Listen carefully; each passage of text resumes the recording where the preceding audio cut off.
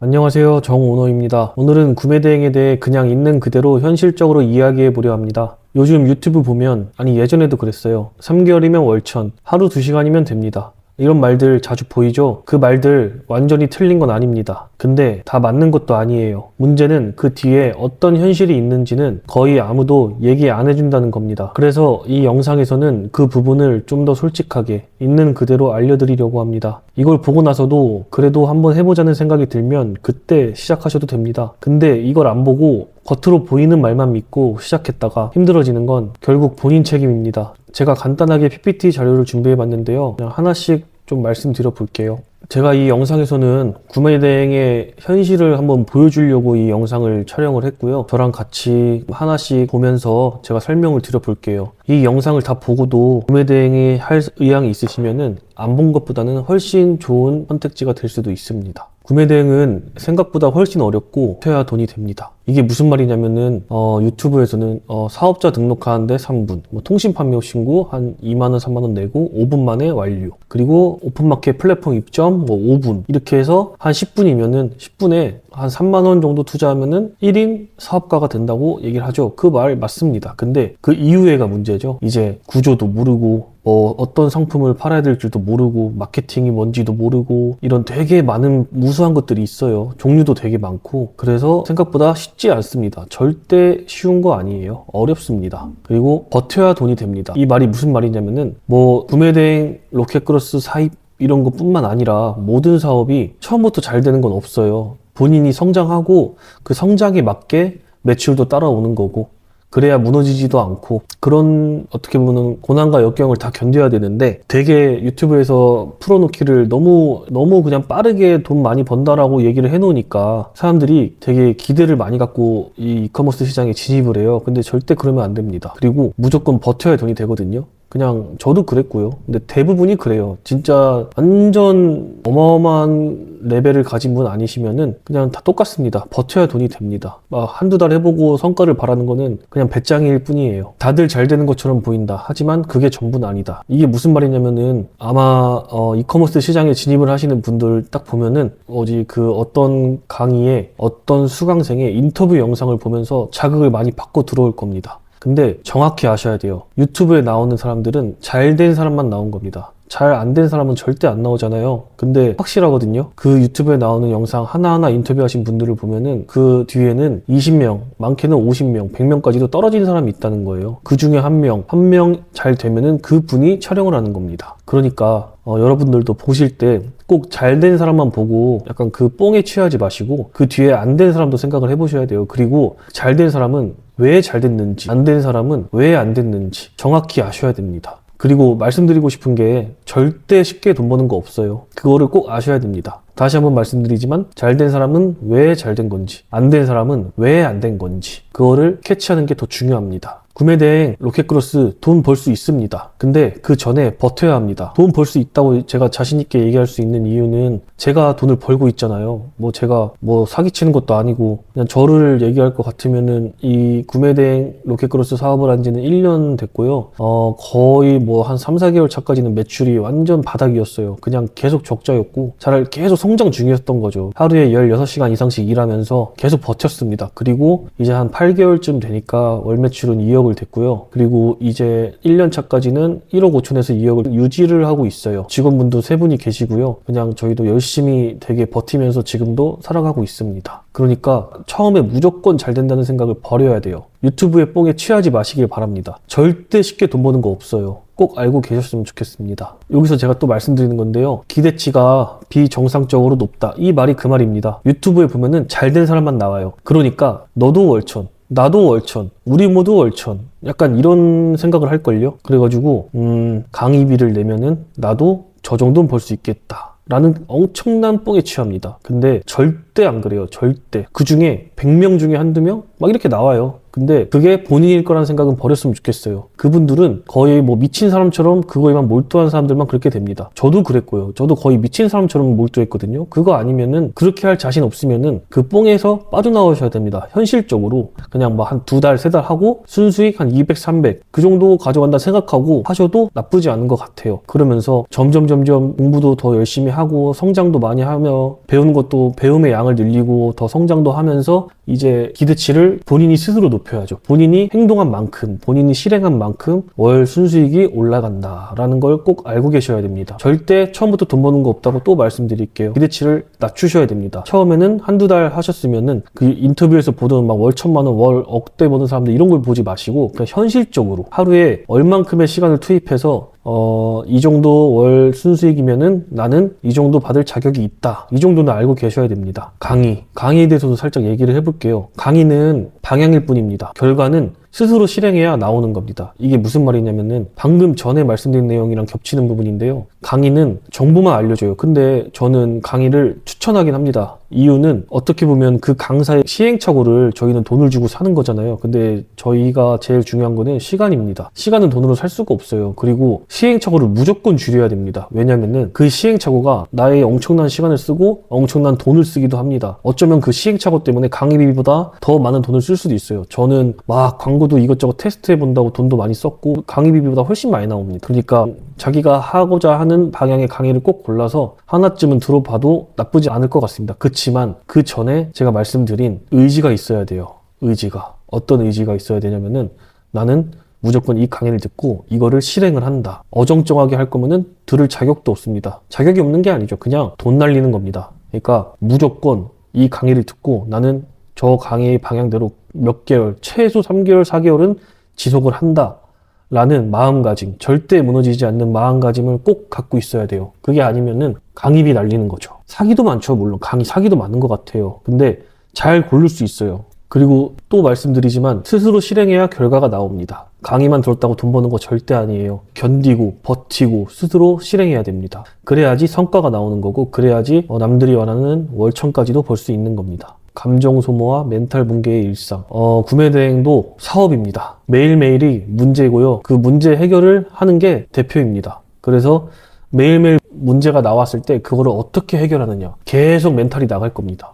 계속 새로운 문제가 생기고 그거를 하나하나 슬기롭게 해결하는 게 중요한데 그 해결하는 과정에서 스트레스가 너무 받으니까 또 접는 상황도 오고 모든 걸 내려놓아야 되는 상황도 오고 또 합니다. 근데 다 이겨내야지 사업을 할 수 있는 거예요. CS, 감정 소모. 구매 대행은 로켓크로스랑 다르게 주문 처리부터 고객 응대, CS까지 모두 직접 해야 돼요. 그러니까 제품을 팔았다고만 기뻐할 게 아니라 제품이 고객한테 도착했을 때 그때부터 시작이거든요. 그때부터 이제 고객들마다 성격이 틀리잖아요. 그러니까 착한 사람도 있고 나쁜 사람도 있고 다 그렇잖아요, 사람이. 그래서 그 모든 고객들을 한 분 한 분 이렇게 달래다 보면은 자기만의 감정 소모가 엄청 생깁니다. 그래서 그날 일이 안 잡히는 날도 있고요. 상처받은 날도 있고 뭐 그냥 계속 시달립니다. 그거 어쩔 수가 없어요. 왜냐면 사람마다 성향이 다 틀리기 때문에 어떤 사람은 이런 부분에 대해서 되게 관대할 수도 있고 어떤 사람은 이런 부분에 되게 예민할 수도 있고 그렇지만 우리는 판매자의 입장은 뭐가 됐든 죄인입니다. 그래서 항상 시달리고 어쩔 때는 뭐 페이백을 해줘야 될 때도 있고 아니면 뭐 조금 더 좋은 혜택을 줘서 고객들을 달랠 수도 있고 되게 많은 경우가 있어요. 근데 그 모든 것이 다 감정 소모입니다. 그거를 근데 견딜 수 있어야 돼요. 그냥 구매 대행은 숙명입니다. 그리고 만약에 반품이 들어왔거나 뭐 클레임이 들어왔는데 고객이 화가 났어요. 그러면은 화가 나서 나 반품할 거야. 약간 이런 식으로 나올 때도 많거든요. 그러면은 책임은 무조건 판매자 몫입니다. 고객이 기분이 안 좋아서 이런 기분을 못 받아요 라고 해도 판매자 잘못입니다. 그래서 저희는 고객들 전화해서 달래야 됩니다. 그러면 또 감정 소모가 일어납니다. 그게 한두 건은 괜찮죠. 근데 그게 한 달에 막 100건, 200건 매출이 많이 나올수록 CS는 비례합니다. 그러니까 이게 또 쌓이겠죠. 뭐 물론 지원 채용을 해서 하는 방법도 있는데 초반에 하실 때는 매출이 많지 않으니까 CS도 많지는 않아요. 그렇지만 본인이 다 감내해야 된다. 이거는 꼭 알고 계세요. 절대 제품만 판다고 좋은 거 아닙니다. 고객한테 도착해서 고객이 만족까지 해야지만 이게 판매의 하나가 이루어진 겁니다. 꼭 알고 계셨으면 좋겠어요. 뭐가 됐든 반품은 무조건 손해. 이게 무슨 말이냐면은 내 잘못이든 고객이 단순 변심이든 뭐가 됐든 간에 반품은 그냥 무조건 손해입니다.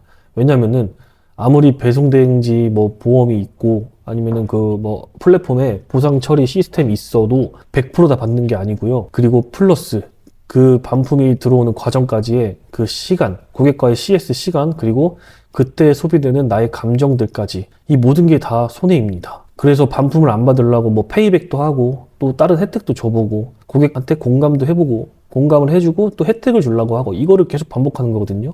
결국 이것도 반품이 들어오면은 감정과 시간이 소모가 되고 또 금전적으로도 손해를 봅니다. 근데 뭐 반품률이 그렇게 높진 않아요. 최소 5%에서 최대 10% 정도 사이인데 근데 이것도 확정을 지으면 안 됩니다.